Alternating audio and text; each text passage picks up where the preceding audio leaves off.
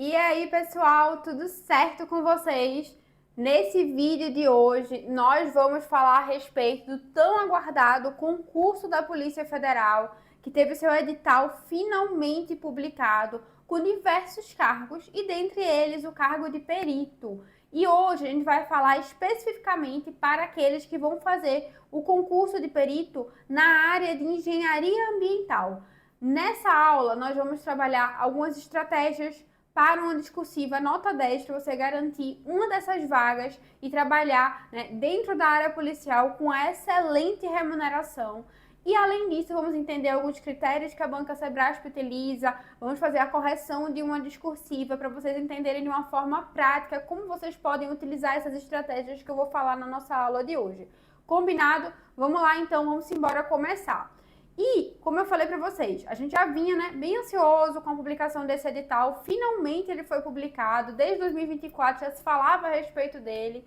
E eu tenho certeza que essa prova discursiva, ela vai ter um peso enorme para a nota. Se você voltar lá para aquele concurso de 2021 e for analisar aqui a colocação dos candidatos antes da prova discursiva e após a publicação das notas da prova discursiva, você vai ver o quanto que vai variar essas colocações. Então, a prova discursiva, ela vai ser, digamos que, um divisor de águas aqui nas colocações para garantir uma vaga para te colocar dentro ou fora desse concurso. Para o cargo de perito criminal federal, a prova discursiva, ela valerá 20 pontos. E eu gosto muito de ressaltar aqui essa pontuação, porque eu sei que tem gente que vai dizer aí, Nicole, mas são 120 questões, 20 pontos não é quase nada. É o que você pensa e está muito enganado. Por quê? Quantas vezes, né, para quem já é mais experiente em prova aí, quantas vezes você perdeu uma vaga por conta de uma, duas questões? Quantas vezes você ficou dentro ou fora de um cadastro de reserva, de uma classificação, por conta de uma ou duas questões? Agora você imagine aí 20 questões. São 20 questões, ou no caso, né, 20 pontos que vão te colocar dentro de uma dessas vagas e vão mudar a sua vida. Porque passar num concurso como esse da Polícia Federal para um perito é uma mudança de vida completamente, não só para você, mas para toda a sua família, para as pessoas que crescem junto com você, certo?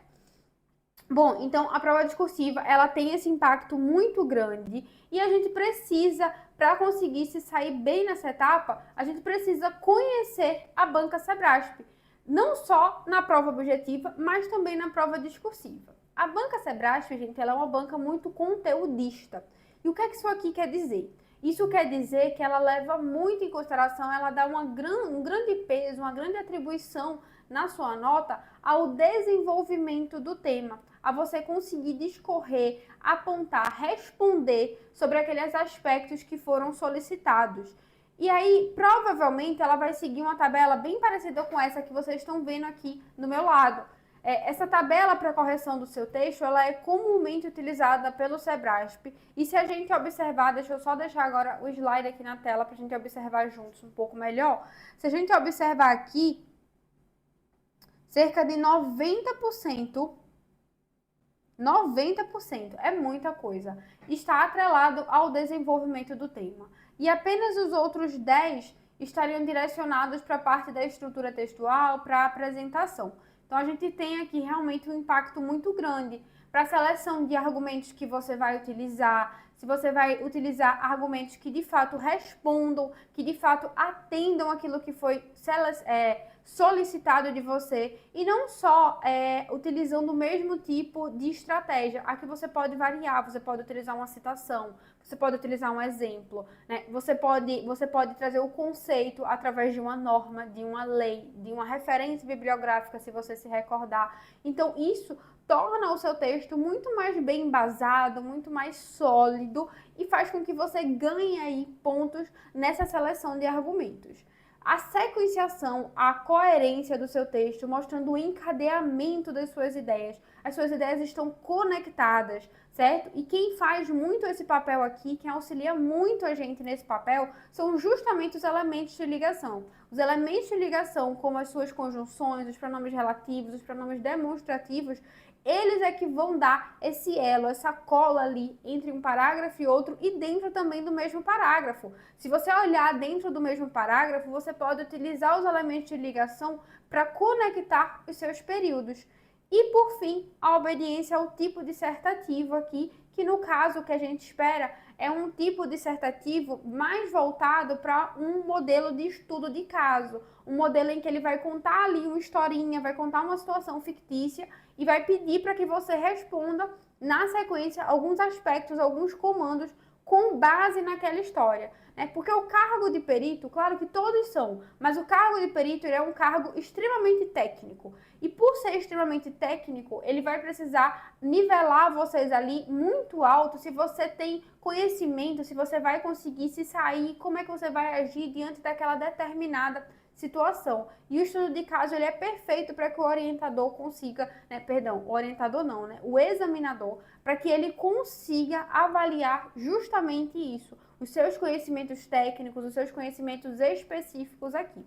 E eu não quero assustar ninguém, mas o que a gente aguarda aí realmente é uma estrutura de um estudo de caso, uma discursiva mais voltada para a parte específica, mais voltada para a parte técnica do seu cargo, ok? E o que é que você vai fazer numa situação como essa? Vamos entender como é que vai funcionar a divisão dos seus parágrafos?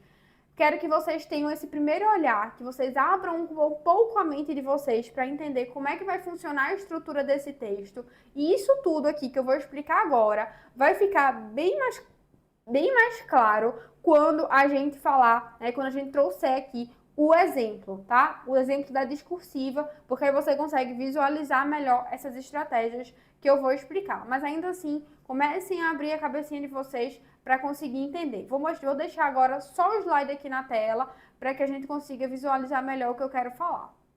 E antes que vocês me perguntem, nesse modelo, se a gente realmente vier com a discursiva no estilo estudo de caso, você pode fazer, Você faz a introdução, na sequência, nos parágrafos de desenvolvimento, você vai responder aos comandos que foram solicitados e, por último, você pode fazer também uma muito breve conclusão, certo? Se sobrar espaço suficiente ali para que você elabore essa conclusão.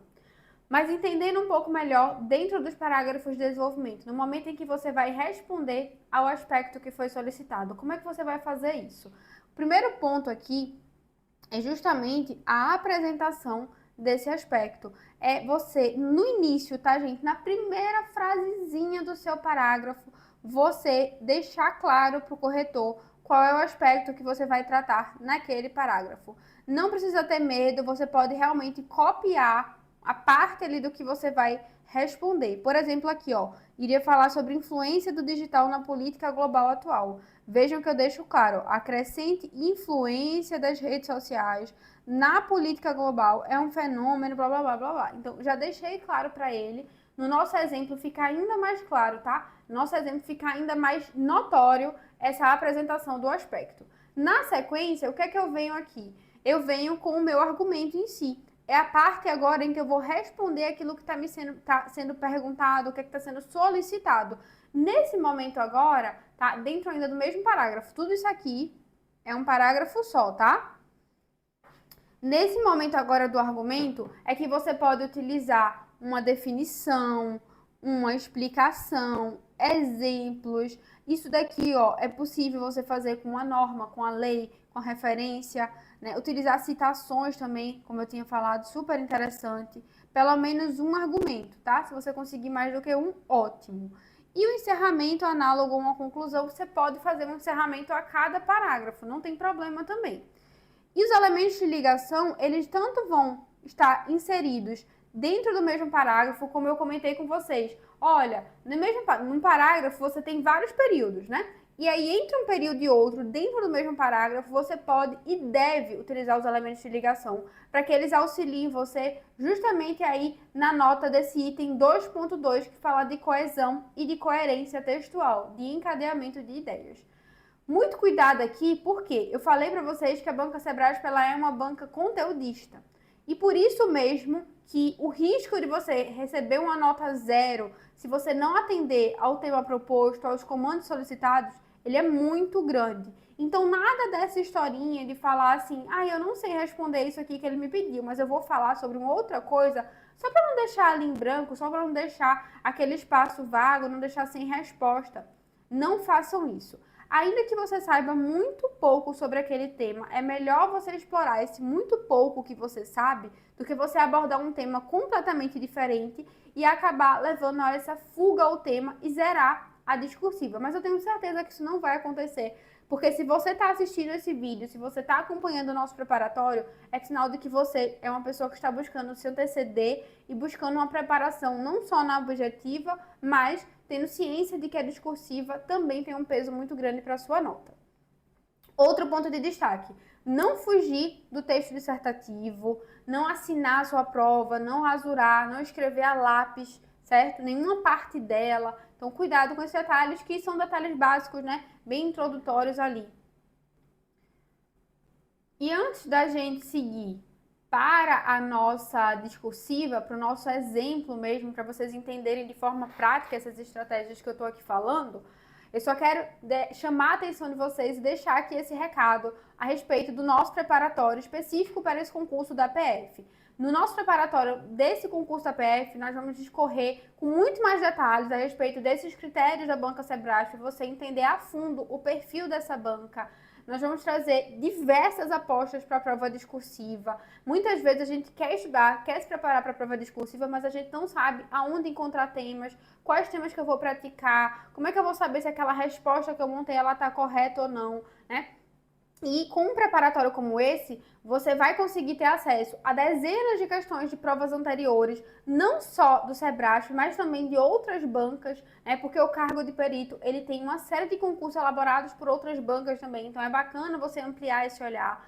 Também teremos dezenas de questões inéditas, voltadas para a PF, para que você consiga, né, ter acesso a esse material e você saber exatamente o que é que você vai praticar, e você também vai ter condições de recebendo o padrão de resposta, porque não só, né, nós professores aqui no Científica, nós não só elaboramos a inédita, não só preparamos provas anteriores, como também deixamos prontinho para você o padrão de resposta, para que você possa fazer esse processo comparativo e analisar se você respondeu ou não de forma correta aquilo que se esperava para aquele tema. Vamos falar sobre estratégias de estruturação, vamos ter videoaulas para quem prefere videoaula de todos esses conteúdos. Então é um curso extremamente completo e que vai fazer uma total diferença, né, para você conseguir garantir ou não uma dessas vagas. Fiquem atentos, porque aqui na descrição do vídeo tem todas as informações a respeito do nosso preparatório. Vamos voltar agora, vamos falar sobre essa questãozinha de uma prova anterior. Essa é uma prova de perito também, da área de engenharia ambiental. E o texto, ele contava ali, essa foi uma questão adaptada, tá, gente? Eu adaptei aqui para ficar mais no estilo de estudo de caso. O texto, ele fala sobre a bacia hidrográfica do Rio Descoberto, fala a respeito dela, daquelas regiões ali de Breslândia, de Ceilândia, etc. E aí ele vem falando da decorrência da ocupação intensiva, diversificada do solo, falta de planejamento, que leva ao surgimento de parcelamentos e assentamentos, loteamentos, condomínios, invasões ali naquelas áreas, a prática da agricultura também, que acaba gerando danos ali àquela preservação do solo. Ele vem, né, com todo um blá blá blá, todo um textinho de apoio, para no final ele chega aqui e fala para você, olha, com base nesse tema aqui, manejo de bacia hidrográfica, eu quero que você discorra sobre conservação e preservação ambiental, desenvolvimento sustentável, conflitos de usuários de recursos hídricos e sobre a gestão descentralizada de recursos hídricos. Muita coisa, né? Vamos lá começar aqui. A gente começa com uma breve introduçãozinha em que eu vou apresentar, o meu objetivo aqui é apresentar para o examinador quais são os aspectos que eu vou abordar, dar um pequeno norte a ele sobre o que é que o meu texto vai falar. Então eu venho aqui falando, o manejo de bacias hidrográficas é uma prática indispensável para assegurar o equilíbrio entre as necessidades humanas e a preservação dos recursos naturais. Para tanto, vejam que a cada cor azul que vocês repararem aí, é sinal de que eu estou utilizando um elemento aqui de ligação.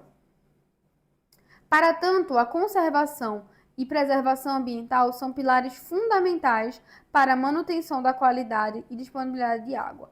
Aliado a isso, o desenvolvimento sustentável busca harmonizar o uso desses recursos com a proteção dos ecossistemas. Então, nesse contexto, eu gosto sempre de fazer isso. Nesse contexto, eu vou discorrer sobre isso, isso e isso, que foram os aspectos que você, examinador, me solicitou. Beleza? Então, essa é a nossa introdução. Agora, gente, é o momento em que nós entramos no ponto mais importante da sua discursiva, que é o desenvolvimento. Nesse momento agora, a gente vai responder, vai falar exatamente, né? Ele pediu aqui pra gente 4 tópicos e agora é que eu vou começar a elencar e responder cada um desses tópicos num determinado parágrafo, seguindo a ordem em que eles foram apresentados para facilitar a nossa vida e a vida do examinador também, que vai fazer aquele processo comparativo de correção do seu texto com o padrão de resposta que ele possui, certo? Então, vamos lá agora, deixando aqui de novo só o slide para nossa leitura. Lembram que eu falei para vocês? Eu vou deixar no início, na primeira frase do meu parágrafo, qual é o aspecto que eu vou discorrer. Então, eu venho aqui, a conservação e a preservação ambiental. Foi o que ele me pediu para falar. Aí eu falo, são pilares indispensáveis, blá, blá, blá. Essa é uma prática que elemento de ligação. Deixa eu voltar. É uma prática que visa a gestão equilibrada de recursos hídricos e territoriais, conciliando a conservação ambiental, o desenvolvimento humano. Aqui teria outro elemento de ligação, esqueci de marcar, mas tudo bem. Esses 2 elementos asseguram a integridade dos ecossistemas e da biodiversidade, da qualidade de vida, da qualidade da água, medidas como o reflorestamento de matas ciliares, controle de erosão e combate à poluição são essenciais para preservar, eu dei até alguns exemplos então, né? Para preservar a funcionalidade ecológica das bacias hidrográficas. A gente sabe de tudo isso, né? Que o manejo da bacia hidrográfica ela é fundamental para a conservação ambiental. E isso, se você se lembrar, era até muito interessante acrescentar aqui, mas é só se você se lembrar, se você se sentir seguro. Isso está afirmado, isso está regulamentado pela Constituição Federal, você pode citar aí, né, que a Constituição ela fala de zelar sobre o meio ambiente ecologicamente equilibrado, que tem total relação com o manejo das bacias hidrográficas. Você pode falar, então, do artigo 225 da Constituição. Vou colocar só alguns arrumativos aqui para a gente lembrar. Artigo 225 da Constituição. Você pode utilizar como base aqui a Lei das Águas.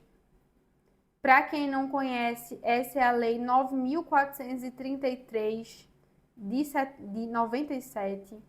Você pode falar, né, também sobre o Código Florestal. Certo?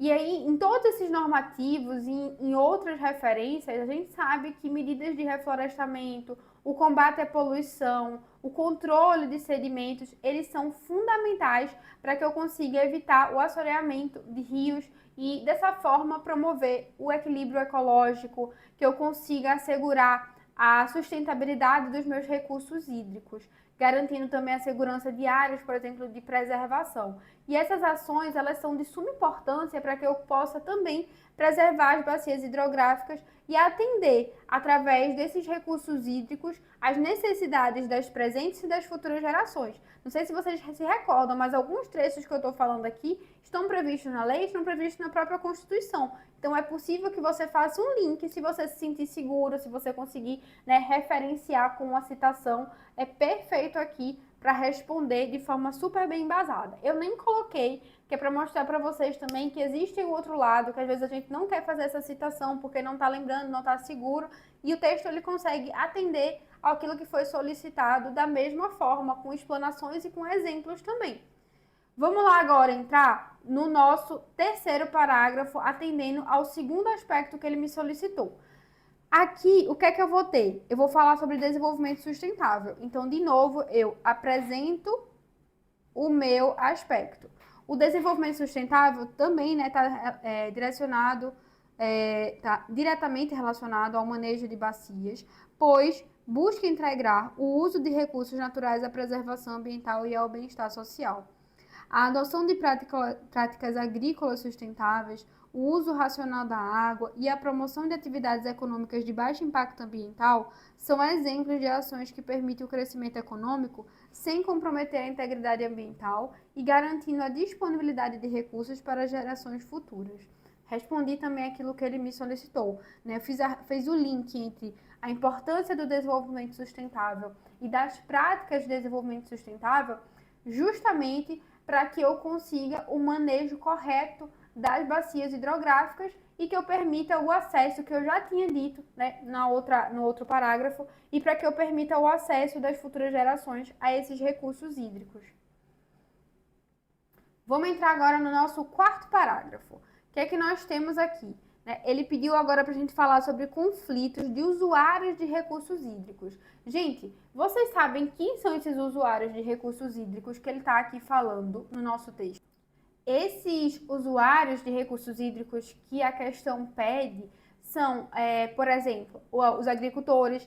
A agricultura, pessoal, ela é responsável por cerca de 70% do consumo de água no Brasil. Então, principalmente a parte de irrigação. Então, existe um conflito muito grande aí da necessidade de proteção paralelo à necessidade que os usuários possuem de utilizar esses recursos.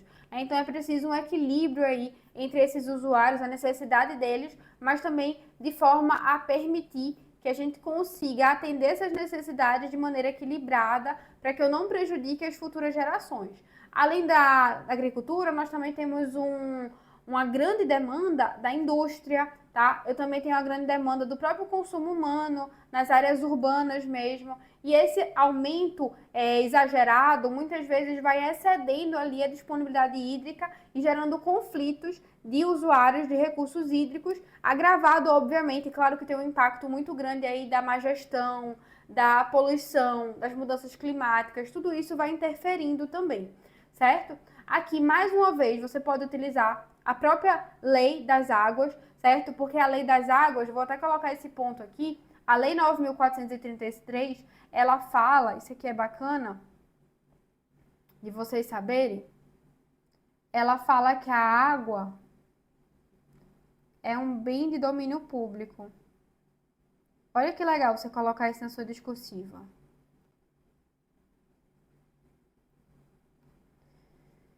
Tá? E possui valor econômico.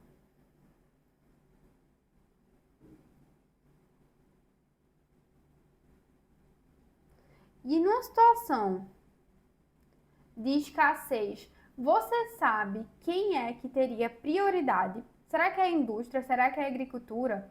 Nenhum dos dois. Na verdade, em situação de escassez, o consumo humano e as necessidades dos animais também são as que têm prioridades aí.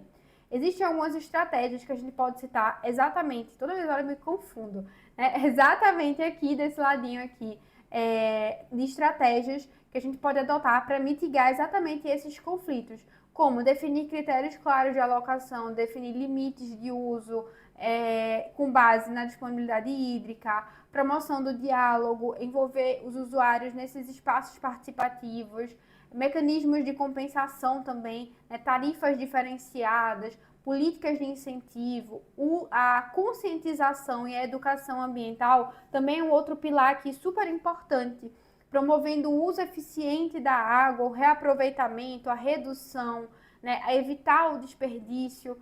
Mas, beleza, falei bastante, né? Mas vamos dar uma lida aqui no que é que eu coloquei, ó. De novo, eu deixando claro qual aspecto que eu vou me ater a responder, e aí eu venho aqui. O conflito entre os recursos hídricos são desafios frequentes no manejo de bacias hidrográficas, dado o aumento da demanda, como eu falei para vocês, por água em diferentes setores, como a agricultura, a indústria e o consumo humano. A fim de mitigar esses conflitos, o que é que eu posso fazer?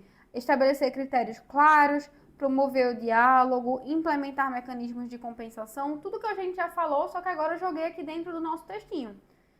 Bom, vamos embora, quinto parágrafo, agora falando sobre a gestão descentralizada de recursos hídricos, eu de novo aqui marcando. Por sua vez, é um modelo que valoriza a participação de diferentes atores. Se eu descentralizo, eu coloco mais pessoas com a capacidade de participar da tomada de decisão. Então, a participação de diferentes atores, como agora eu vou ter o governo, mas eu também vou ter as comunidades locais e os setores produtivos. Por meio dos comitês de bacias e outras instâncias de governança, é possível tomar decisões mais representativas, né? Dando espaço também para aquelas pessoas, para diferentes atores. e eficazes, promovendo a integração de ações e corresponsabilidade no uso sustentável dos recursos hídricos. Dessa forma, a gestão descentralizada fortalece o manejo das bacias hidrográficas, promovendo soluções integradas e adaptadas às realidades locais. Eu consigo atender a necessidade daquela localidade ali mais próxima porque eu descentralizei. Vamos fechar agora o nosso texto? Quando eu faço a conclusão, eu gosto sempre de deixar um elemento de ligação aqui, marcando que isso aqui é a conclusão. E a conclusão nada mais é do que uma síntese do que nós já falamos. Eu falei, né, o manejo das bacias hidrográficas é essencial para equilibrar a conservação ambiental, o desenvolvimento sustentável e gestão eficiente dos recursos hídricos, a preservação dos ecossistemas, o desenvolvimento sustentável, a resolução de todos os elementos que nós falamos. Eles são fundamentais para garantir a sustentabilidade desses recursos. Somente por meio de ações integradas e participativas será possível assegurar a disponibilidade de água e o equilíbrio ambiental para as futuras gerações. Terminei aqui o nosso textinho, bati todos os pontos que foram solicitados de forma simples, clara e objetiva. Pessoal, fechamos aqui a nossa aula de hoje. Qualquer dúvida que vocês tiverem, vocês podem mandar mensagem aqui para mim. Isso aqui é o meu Instagram, é o @prof.nicoleoliveira. Aproveitem para me seguir por lá também, certo? Sigam as redes sociais do Científica, que a gente está sempre avisando por lá quando que nós teremos novas aulas com mais temas para vocês irem se aperfeiçoando aqui e conhecendo cada vez mais a respeito do nosso preparatório. Combinado assim? Beijo para vocês, bom descanso e até a nossa próxima aula.